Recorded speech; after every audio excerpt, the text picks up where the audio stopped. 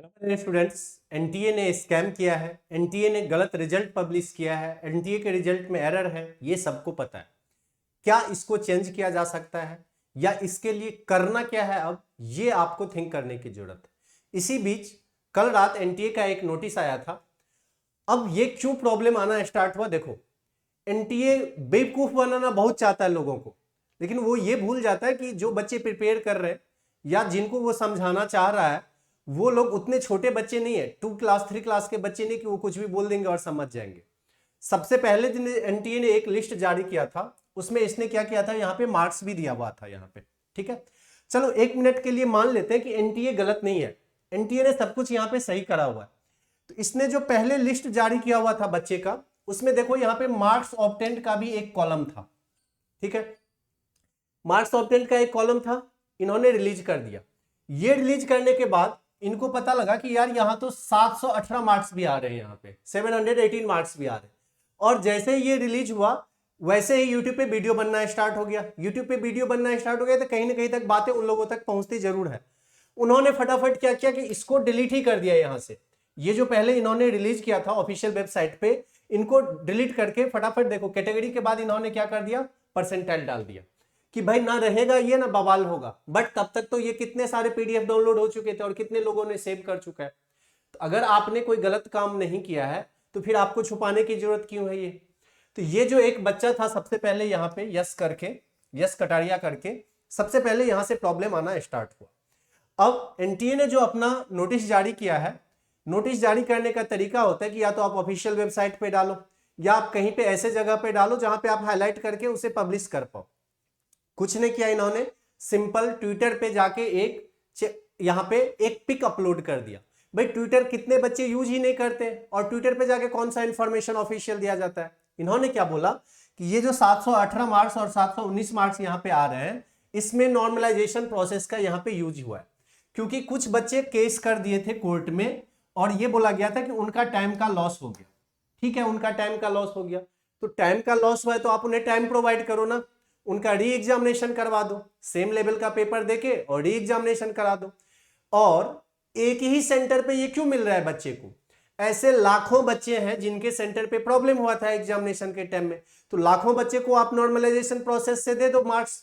तो जो बच्चे रियली में पढ़ाई किए थे और जिन बच्चे का रियली में प्रिपरेशन था, जिनके एग्जामिनेशन सेंटर पे पूरी अच्छी तरीके से एग्जाम हुआ, उनके सिलेक्शन होने का तो कोई चांस ही नहीं है। दूसरी बात है, जब आप नॉर्मलाइजेशन प्रोसेस लगा रहे हो तो इसमें आप कितने मार्क्स दे रहे हो, 200 मार्क्स दे रहे हो, 500 मार्क्स दे रहे हो, 720 में 720 मार्क्स दे रहे हो, आप बच्चे को मार्क्स दे कितने रहे हो यहाँ पे। या मतलब ये कुछ भी ऐसे भंडारा चल रहा है, यहाँ पे कोई भी आ रहा है जिसको जितना मर्जी निकाल के दे दो, ऐसा तो नहीं है ना। कोई तो एक रूल रेगुलेशन होना चाहिए और नॉर्मलाइजेशन प्रोसेस का ऑलरेडी रूल रेगुलेशंस होता है। वो किस बेस पे आपने ये किया है, यहाँ पे किसी का 1 घंटा रह गया तो आपने 200 मार्क्स दे दिए, किसी का 2 घंटा रह गया ऐसे दे दिए, किसी ने अगर 5 ही मिनट एग्जामिनेशन लिखा है तो फिर आप 715 मार्क्स उसको दे दो, ऐसे ये पहुंच गया यहाँ पे। तो एनटीए के द्वारा ये सारी जो बकवास चीजें आ रही है, मतलब इन चीजों का कोई इंपॉर्टेंस नहीं है। ये सिंपल जो आम पब्लिक है, जो स्टूडेंट्स है, उनको बेवकूफ बनाने के लिए कुछ भी पब्लिश कर दिए जा रहा है यहाँ पे। तो ये चीजें आप लोग को नहीं सुनना है। दूसरी बात है, अगर आप देखोगे ये 378 67 68 69 ये तीनों हरियाणा के ही बच्चे हैं और एक ही सेंटर के बच्चे।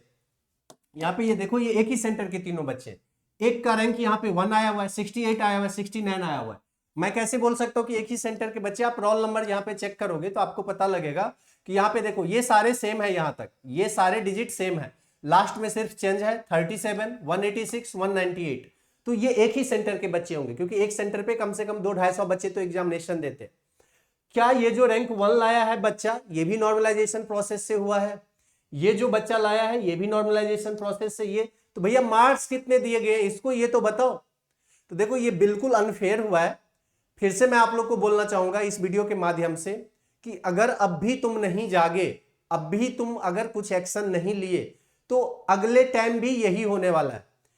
कितने का कितने सीट बेच दिए जाएंगे, पैसे इन्वॉल्व रहेगा इसमें, कुछ भी मनमानी करेगा एनटीए और तुम लोग परेशान होते रहोगे। तो ये टाइम सिर्फ और सिर्फ नोटिस देखने का, वीडियो को लाइक, चैनल को सब्सक्राइब करने का नहीं है, ये टाइम है एक्शन लेने का।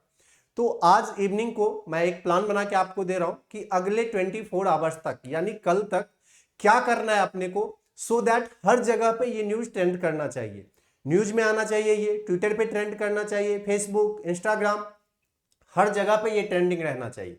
अगर अगले 24 आवर्स के लिए ये ट्रेंडिंग रह पाता है ना, और कुछ ऑथेंटिक मेल आईडी मैं आप लोग को प्रोवाइड करूंगा कि अगर उस पर्सन को आप मेल करते हो तो हो सकता है कि वहां से आप लोग को कुछ सपोर्ट मिले, हो सकता है वहां से कुछ चीजें आपको रिजॉल्व हो, तो हो सकता है कि ये रिजल्ट फिर से कैलकुलेट कर दिया जाए, हो सकता है कि रीनीट एग्जामिनेशन भी किया जाए, मतलब कई सारी पॉसिबिलिटी बनती। बट इसके लिए क्या करना पड़ेगा, सब लोग को एक साथ मिलकर एफर्ट लगाना पड़ेगा।